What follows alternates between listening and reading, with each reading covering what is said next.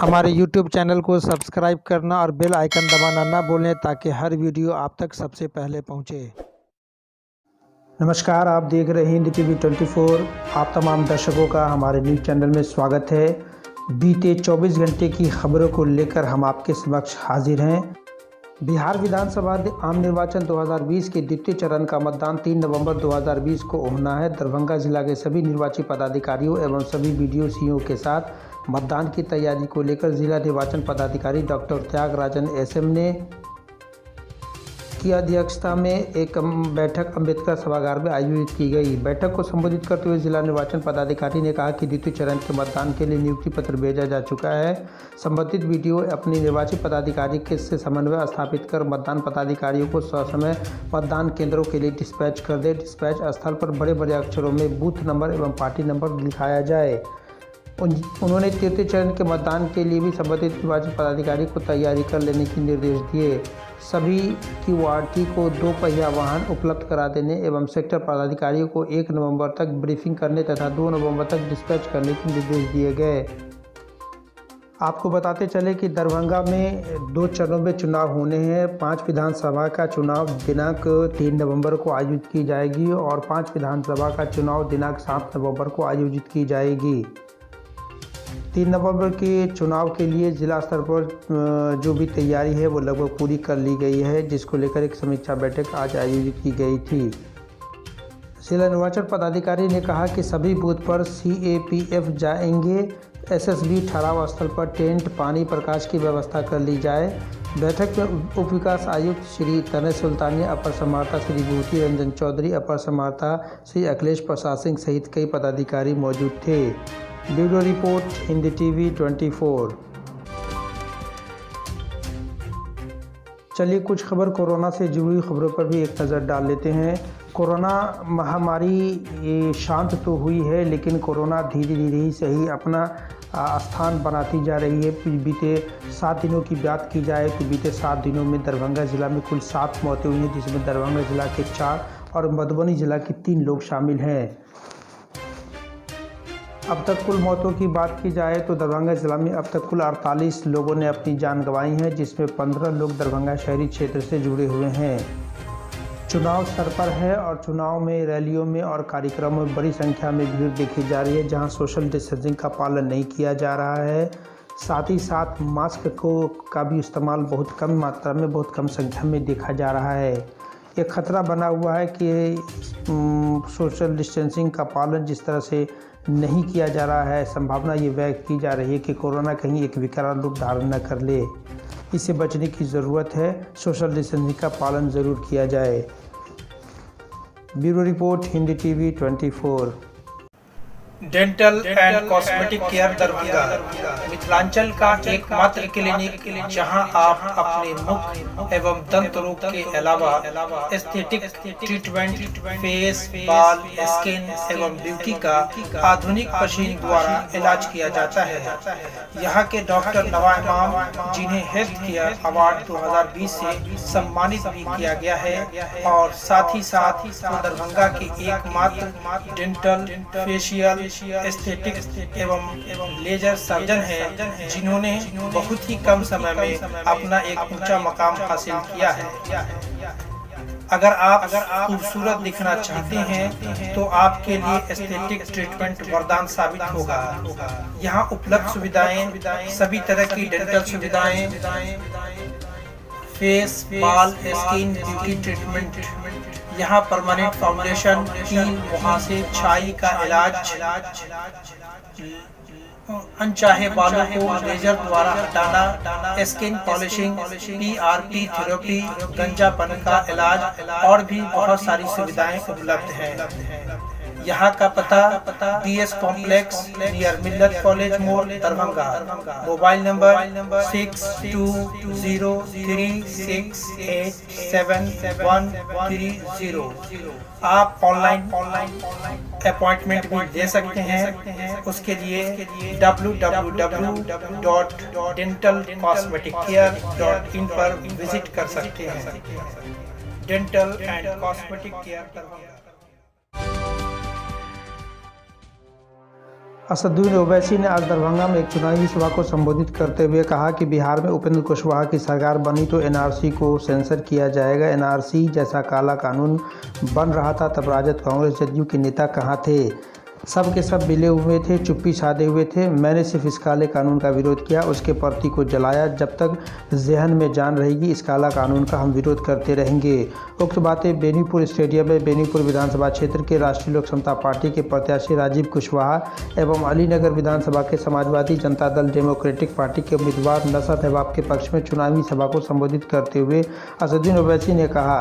उन्होंने उत्तर प्रदेश के मुख्यमंत्री आदित्यनाथ योगी पर कटाक्ष करते हुए कहा कि इतने बड़े राज्य के मुख्यमंत्री योगी मुझे पाकिस्तानी की भाषा बोलने वाले कहते हैं, लेकिन मैंने नींद में भी अपने वतन की बात कहा है ताकि अपनी वतन में इज्जत से रहूं। कांग्रेस को आड़ा हाथ लेते हुए कहा कि जो कांग्रेस शिवसेना के साथ सरकार चला रही है वह सेकुलरिज्म की बात करती है। उन्होंने कहा कि यदि उपेंद्र कुशवाहा की सरकार बनती है तो एनआरसी नहीं लगेगा, सेंसर होगा। बसपा नेता रामकिशोर पांडे, रामलखन महतो, परमेश्वर राम, मोहम्मद गुलाब, सदर आलम सहित कई लोग मौजूद थे। Bureau report, Hindi TV 24।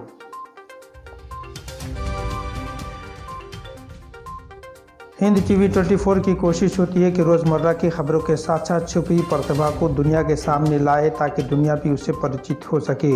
इसी कड़ी में हायाघाट प्रखंड अंतर्गत सिधौली गांव की निवासी रुखसाना खातून एक छिपी हुई प्रतिभा हैं जिसको हिंद टीवी 24 ने एक जगह देने की कोशिश की गई है।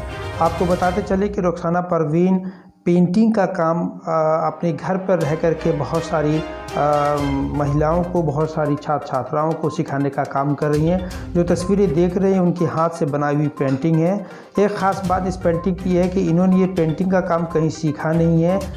बिना किसी कला या ज्ञान को सीखे हुए किसी को कला या ज्ञान बांटना अपने आप में एक प्रतिभाशाली व्यक्तित्व की बात होती है, जो रुखसाना परवीन में दिख रहा है। जो स्क्रीन पे आप देख रहे हैं ये उनके हाथों से बनाया हुआ पेंटिंग है। एक ख़ास बात यह है कि रुखसाना परवीन घर पे रह कर के घर के लड़कियों को पेंटिंग सिखाती हैं। पेंटिंग के साथ साथ ये कपड़ा सिलने का हुनर भी सिखाती हैं और ये तमाम तरह का ज्ञान और ये कला निःशुल्क सिखा रही हैं। किसी भी बच्चों से, किसी भी लड़कियों से ये फ़ीस नहीं लेती।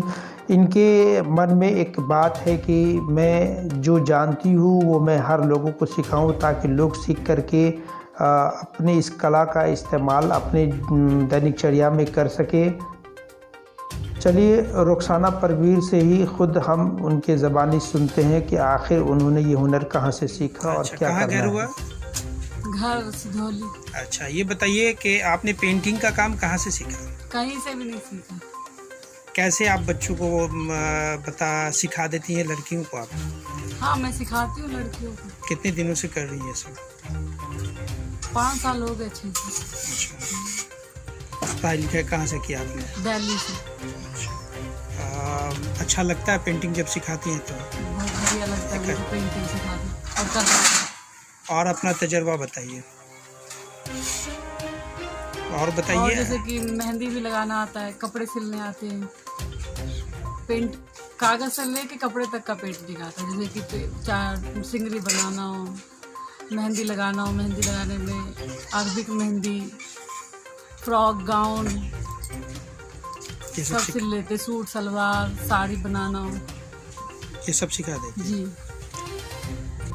क्या करना चाहती हैं आप आगे? मैं चाहती हूँ कि जैसे कि लड़कियाँ हो, सीखे, वो हमारा जो हुनर है वो आगे जाए। अगर सरकार योजना दे तो हम 10, 20, 25, 50 लड़कियों को सिखाए। हुनर सारे मतलब गांव में फैलाना चाहते हैं। और 4 साल से रहती हूँ बिहार में जी। रुखसाना, ये सिखाने में आप कोई फीस भी लेती है लड़कियों से? ऐसे तो अगर जैसे कोई देने के सक्षम में नहीं है तो नहीं लेते, और जो देने वाला है उनसे लेते हैं जी। अच्छा जो मतलब कि जैसे जिसको जो सक्षम है वो अपनी खुशी से दे देता है, और जिसको जैसे कि कोई अपना फीस के तौर पे। अब हमारा तो रोजगार के तरफ से माध्यम से सिखाना होता है।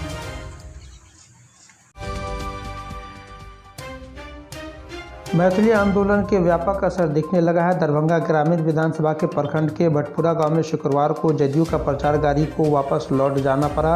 वहां के आदित्य कुमार के नेतृत्व में युवाओं ने प्रचार गाड़ी को यह कहकर वापस करने पर मजबूर कर दिया कि अगर मैथिली में ऑडियो कैसेट है तो प्रचार कर सकते हैं, अगर हिंदी में है तो आप यहीं से वापस लौट जाइए। यह हम लोग मैथिली भाषा है, मैथिली का सम्मान करना हम लोगों का परम दायित्व है। इस सम्मान का आप लोग ख्याल रखें। क्षेत्र में मैथिली नहीं तो वोट नहीं का नारा मैथिली शिक्षा संघर्ष मोर्चा द्वारा दिया जाता रहा है। दरभंगा और मधुबनी जिला में यह नारा विभिन्न विधानसभाओं की राजनीति को प्रभावित कर रहा है। उन लोगों ने कहा कि उम्मीदवार का प्रचार सामग्री मैथिली में हो, उम्मीदवार मतदाताओं को मैथिली में संबोधित करे, मैथिली के मुद्दे पर वह बात करे, साथ ही चुनाव जीतने के बाद सदन में मैथिली को प्राथमिकता दे। हिंदी टीवी 24 के लिए मनीगाची से पंकज कुमार की रिपोर्ट। महागठबंधन के भावी मुख्यमंत्री राजद नेता तेजस्वी यादव ने दरभंगा जिला के 3 विधानसभा क्षेत्रों के लिए 2 अलग अलग चुनावी सभाओं को संबोधित किया। उन्होंने अपने संबोधन में कहा कि हमारी सरकार बनी तो सभी वर्गों के लिए काम होगा। हम प्रदेश के लोगों के लिए कमाई, पढ़ाई, दवाई और सिंचाई की उचित व्यवस्था करेंगे। तेजस्वी ने कुशेश्वर स्थान के सोहरवा के समीप कांग्रेस प्रत्याशी डॉक्टर अशोक कुमार और बेनीपुर कांग्रेस प्रत्याशी मिथिलेश कुमार चौधरी, हाईघाट राजद प्रत्याशी भोला यादव के समर्थन में बहेरी स्थित उच्च विद्यालय परिसर में आयोजित सभा को संबोधित किया। उन्होंने कहा कि हमको एक मौका मिलेगा तो हम सभी वर्ग के लोगों के लिए एक साथ काम करेंगे, किसी के साथ भेदभाव नहीं होगा। उन्होंने कहा कि नियोजित शिक्षकों को नियमित करते हुए समान काम समान वेतन लागू करेंगे। महंगाई पर चर्चा करते हुए श्री तेजस्वी यादव ने कहा कि पहले जब प्याज 40 रुपये किलो बिकता था तब बीजेपी वाले प्याज का माला पहनकर घूमते थे और तत्कालीन सरकार को डायन बताते थे। इन दिनों देश में आलू 50 रुपये, प्याज 100 रुपये किलो बिक रहा है तो अब महंगाई डायन नहीं भौजाई लग रही है। उन्होंने स्थानीय समस्याओं पर जिक्र करते हुए सरकार बनने पर हसनपुर प्रखंड को जोड़ने वाली सती घाट, राजघाट तथा समैला लरझा घाट सड़क बनाने तथा 1 डिग्री कॉलेज खोलने का आश्वासन भी दिया। Bureau report, Hindi TV 24। आज के लिए बस इतना ही। कल कुछ नए खबरों के साथ आपसे होगी फिर मुलाकात। तब तक के लिए नमस्कार।